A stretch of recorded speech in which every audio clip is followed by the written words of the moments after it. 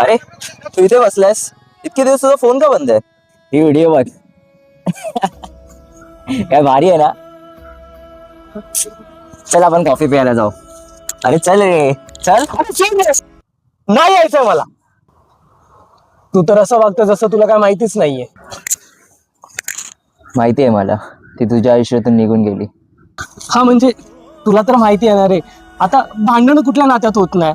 आमच्यामध्ये भांडणं होतात, आम्ही एकमेकांना मनवतो सुद्धा, पण तिने असं कधी मला सोडून नाही गेली रे.